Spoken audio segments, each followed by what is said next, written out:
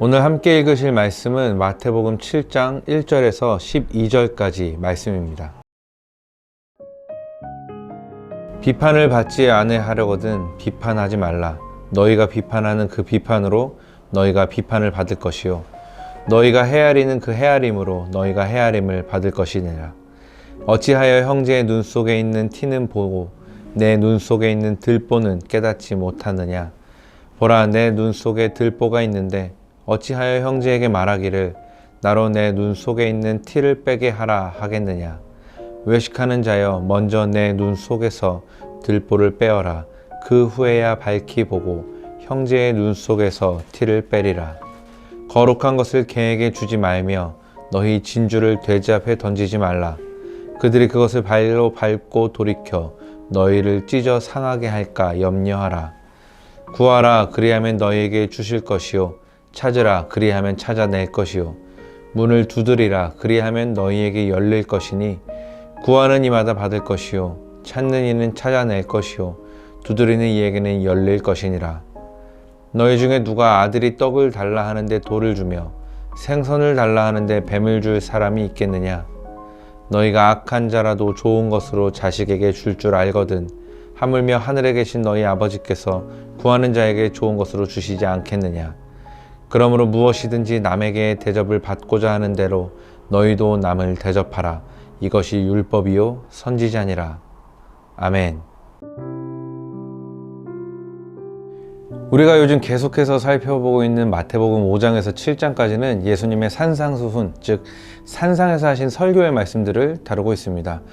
그 중에서도 앞서 5장과 6장에서는 예수님께서 당신을 따르는 자들에게 직접 기대하시는 그 생활 방식과 태도들에 대해 설명을 해주셨다면, 이제 7장 말씀부터는 그 천국 백성으로서 성도들이 지녀야 할 그 보다 실천적인 규범들에 대해 강조를 하고 있는데요.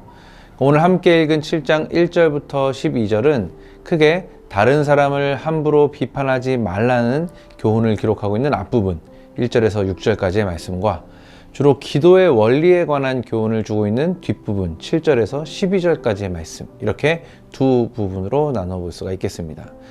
이 중에서도 특별히 7절과 8절 말씀은 아마 교회를 어느 정도 다니시면서 신앙생활을 해오신 분이라면 누구나 들어봤을 만한 말씀, 거의 모를 수가 없는 말씀일 거라고 생각을 하는데요. 제가 한 번 더 읽어 드리겠습니다. 구하라, 그리하면 너희에게 주실 것이요 찾으라, 그리하면 찾아낼 것이요 문을 두드리라, 그리하면 너희에게 열릴 것이니 구하는 이마다 받을 것이요 찾는 이는 찾아낼 것이요 두드리는 이에게는 열릴 것이니라. 아멘. 사실 앞서 말씀드린 대로 5장에서 6장에 걸쳐 예수님께서 쭉 설명하고 제시하고 계시는 생활 방식과 태도들, 그런 어떤 요구사항들을 듣고 나면 보통은 이런 반응이 아마 먼저 나올 겁니다. 아이, 그렇게 사는 사람이 어딨어.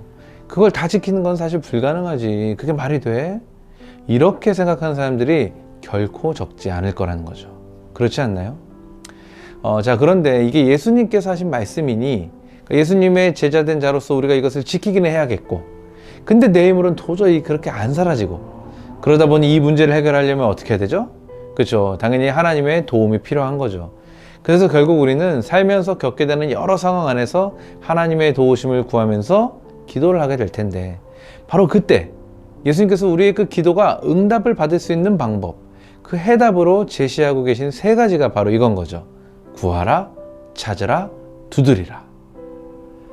하나님을 위해, 하나님의 뜻대로 살아가기 위해 주님께 드리는 우리의 기도가 응답받는 유일한 길, 유일한 방법은 바로 계속적인 기도, 그리고 절실하고 간절한 기도라는 사실 믿을 수 있기를 예수님의 이름으로 부탁을 드립니다.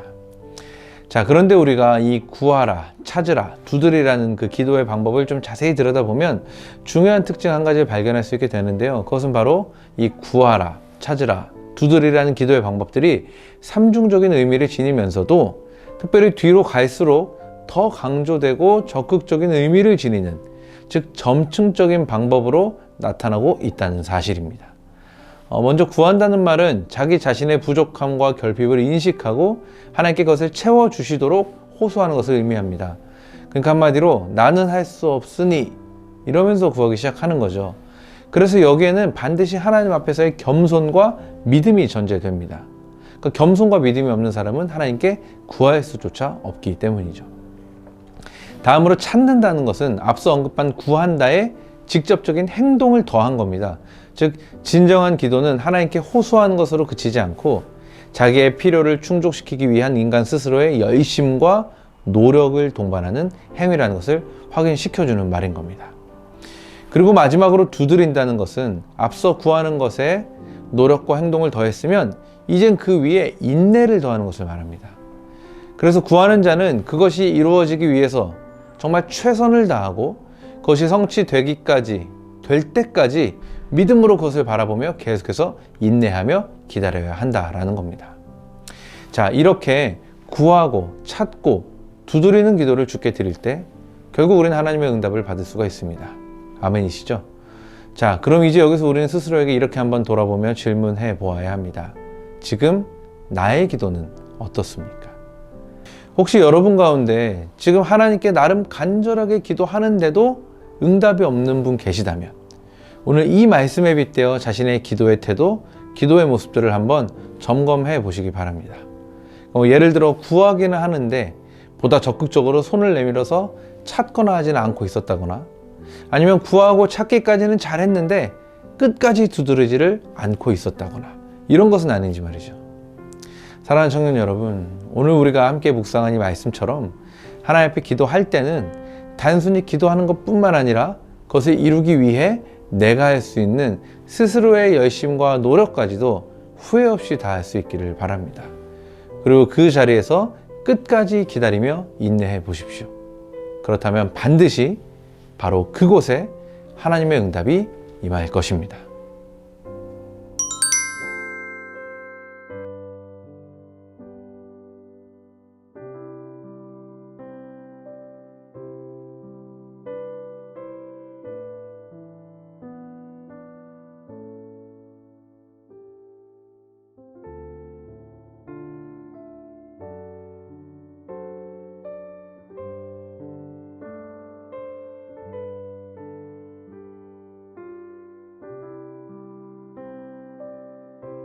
기도하겠습니다.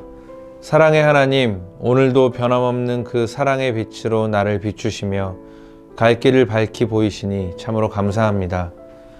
때로는 너무나 막막하고 어려운 나의 인생길 한가운데 서 있지만 그래도 내가 붙들 수 있는 주님이 계시기에 그 주님이 지금 내 곁에 함께 하시기에 오늘도 믿음으로 이 길을 걸어갑니다. 주님, 나의 삶을 인도하여 주옵소서.